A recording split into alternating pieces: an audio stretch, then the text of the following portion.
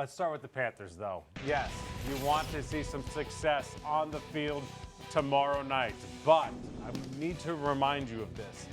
The preseason is mostly about learning who can do what, not only on the field, but off the field as well. The coaches, offensive coordinator Thomas Brown will call plays in the second half like he did against the Jets.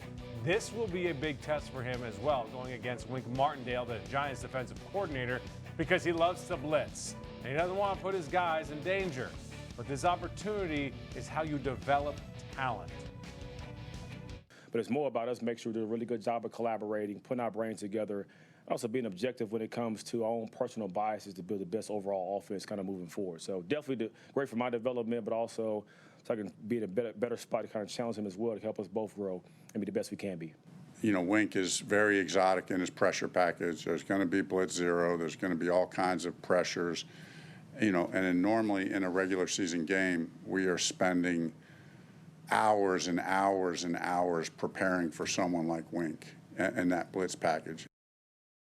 All righty, Thomas Brown, he's going to be responsible for getting the Panthers off to a hot start every game. We're talking about, though, the first offensive possession. This is how many times teams scored a touchdown on its first offensive series. Look at this right here.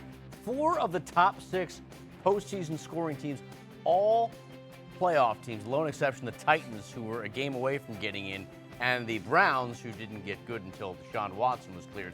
Carolina, Will, scored a touchdown on its first possession twice all of last season. It would be nice if they flipped the script a little bit. That way they don't have to play catch-up, because last year they didn't have the offense to play catch-up in any situation. They relied on their defense, so if they were down early, then, I mean, go ahead. No, I'm excited. Took a big, deep breath. I'm excited to hear what you have I want to to go back to a point you just said, though, the goal for the preseason game. What did you say? You said it was not to win. You said, what was the goal?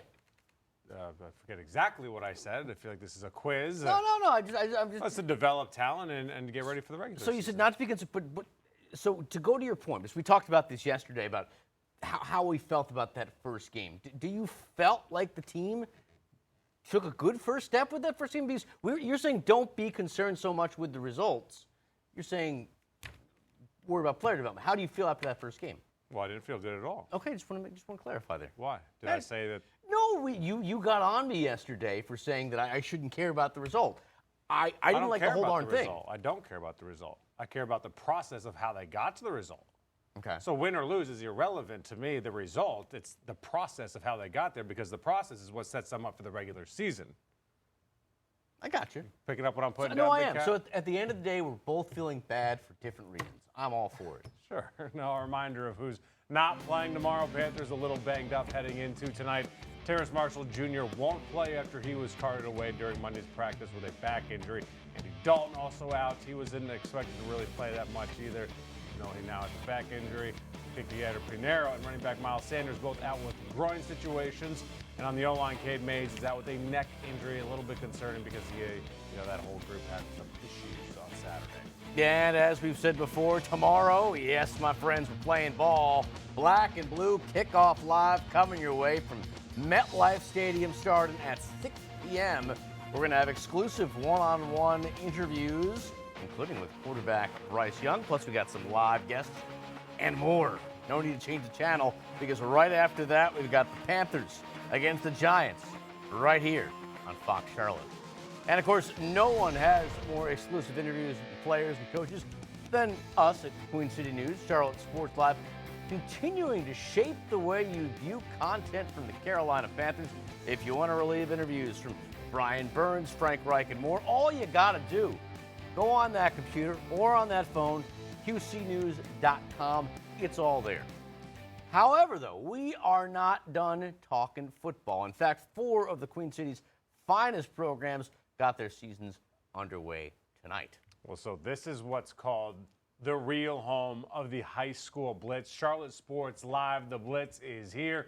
That means Gabe McDonald, Joe Morano, bringing us not one, but 2 big high school football games. What's up, boys? How was it out there tonight? Hey, what's good, my man? Well, of course, yes, the official home of the Blitz here in the Queen City, right here on Charlotte Sports Live. Kicking it off on a high note, the best way we know how here at American Legion Memorial Stadium. Charlotte kickoff night, one of the better kickoff, classics around the area. We had some good football out here, my man. Just two great games, 4-story programs here in the Queen City. Just a good night to really kick off the season tonight, Joe. You love it, and then you get the little daytime football. Nothing better than that, right? 5 o'clock kickoff for Weddington and Cox Mill. Let's get into it though and show you what happened. Tough start for Weddington in this, actually. The boys fumbled the opening kickoff to the season, but after that, these guys would recover in a big way. Down 3-0. Quarterback Tyler Budge will find Cam Allen for a 41-yard gain in this one. They would set up nicely, though, for the run game, too. Brady Ritter finds his way into the end zone. The Warriors get on the board at 7-3, and tell you what, big dub, as they're called on their helmets, would not look back. Cox Mill did force a couple of turnovers in the first quarter of this game, second of which came by way of Isaac Donnell picking off Tyler Budge. But after that, this whole night was just dominated by Weddington. The Cox Mill offense here on a mission. Stuck all evening. Yeah, that's right. They give it right back after that interception. Brooks Mock with the recovery for Weddington. That opens up another score. Owen Melton ran one in from 7 yards out. He's the guy who fumbled that opening kickoff. He's a freshman, and he was able to recover within the second. He learned from it, a youngin'. Gabe, that's right. Other than a few mistakes here and there, honestly, this one, it's just all Weddington winning in this opener. Trailing 3-0, winning 54-3. It's in the big stadium and the big atmosphere for this Charlotte Kickoff Classic, so Coach Andy Capone is pretty happy about the victory that his team was able to put together. I think it's huge. Our goals are long into December. So, for us to be able to play in a different environment, a different field with a big jumbotron, I think it's big for us. Our guys have our sights set on, obviously, winning the conference, but hopefully making a deep run again. And we're going to have to play in big atmospheres, cold, whatever, wherever. And I think our guys are ready to play no matter where it's at. Now, Weddington is a team coming off a state semis run and bringing back a lot of talent. Not pictured here, Keenan Jackson with a long gain touchdown. Yeah. Maybe pictured because it was happening during your sports. Yeah, and the fans in Chapel Hill are going to love him, obviously, going to UNC. But the thing with Cox Mill, obviously a tough start to the season last year, coming off their best season ever, 9 wins, a school record. First-year head coach. They got a young squad. They'll bounce back from this. It's good to have this atmosphere and to be able to play a quality team to open up the season. But Weddington, looking like a well-oiled machine. They're going to pick up where they left off. Look for them to make a deep run as well. But the two teams in the nightcap, we already know about them here in Charlotte. Mallard Creek and Independence, two of the more storied programs in the entire city. Our nightcap here. Both teams coming through the smoke, looking like the U back in the 80s. And it was the Patriots tabbed as a top 5 team in the state in the preseason, and they looked the part to start. Justin Little, the junior quarterback, capping off Big Eyes' opening drive with the touchdown run from a few yards out. The Patriots with an early 7-0 lead. Indy headman and former Patriot quarterback in the early 2000s, DJ McFadden, definitely fired up after that one. But that score, it would remain well into the second quarter, and then we see Little's first big mistake. Looking for a man here on the near sideline, but it's Mallard Creek's Nashor Ashanafi stepping in front of the receiver and grabbing the interception. And then it is time to turn on the Jets, folks. 65 yards later, he's able to find pay dirt. The Mavs would go for 2, a pretty interesting decision there. They can't convert, so they would trail 7-6 at recess. Now we move to the third quarter. Indy still up 14-12. The Patriots with the rock. Little once again trying to make something shake, trying to convert a first down. But guess who's there? Nasor Ashanafi again, like taking candy from a baby. Rips it out of the receiver's hands, and that is all she wrote. Takes it back to the crib. His second pick 6 of the game. Mark May and Lou Holtz get the man a helmet sticker, guys. Mavs convert on the 2-point try to go up 20-14. Now we head to the fourth. Same score in favor of the Mavericks. And here is where Mallard Creek would put this one to bed. Evan Rambert rolling to his left, finds Benjamin Black on the sideline, makes one man miss, and he is off to the races, y'all. The Rutgers commit going 60 yards to the crib, and that is all she wrote, my friends. Creek goes up 28-14, and they hold on to win by that margin. It may be an upset to some, but don't tell that to the Mavericks. Oh, it's big because, like you said, nobody picked us to win this game. And just to prove everybody who didn't pick us wrong, that's just big. And it just going to continue like that throughout the season. We deserve some respect at this point. We play in the toughest conference with darn Huff and Chambers. You know what I mean? We beat Huff last year. Now we're playing in Indy. Nobody believes in us, and we're doing a good job. I think we're improving. Now, to become the Mallard Creek of old, we got a ways to go. We got a ways to go in tonight's football game. But at the end of the day, we said, man, if people don't respect the job that we're doing, then we got to make them respect it.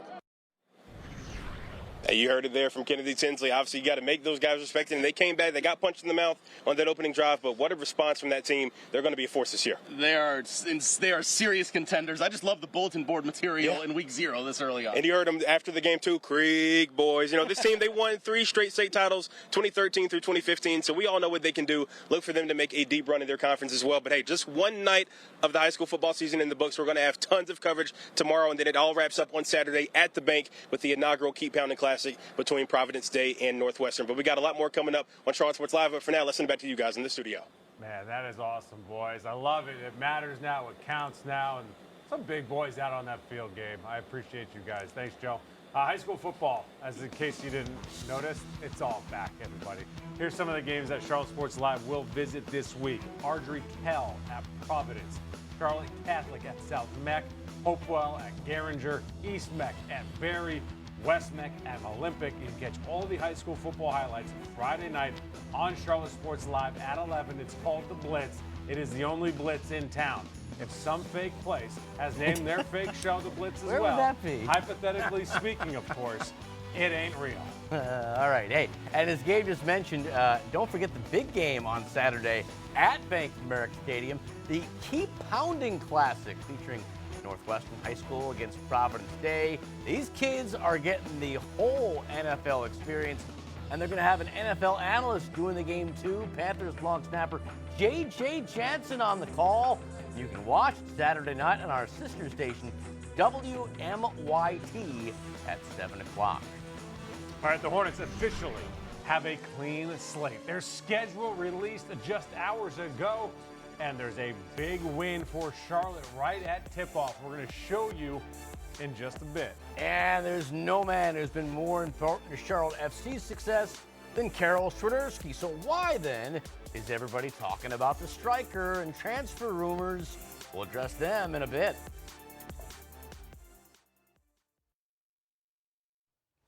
All right, here's a question I want answered. How long will Karol Swiderski kiss the crown? In a recent interview with a Polish media outlet, Swiderski told Sport.pl that he would like to return to playing soccer in Europe. In the interview, he says he has nothing to complain about playing in the MLS, but there is interest from teams in Series A in Italy. Swiderski is one of Charlotte's designated players. He started all but one game this season and has 7 goals for Charlotte.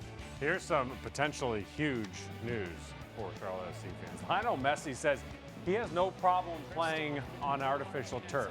So why do we care? Because Charlotte FC plays on artificial turf inside Bank of America Stadium, and the rumor was that he wouldn't play on artificial turf. So Messi and Inter Miami play in Charlotte on October 21st.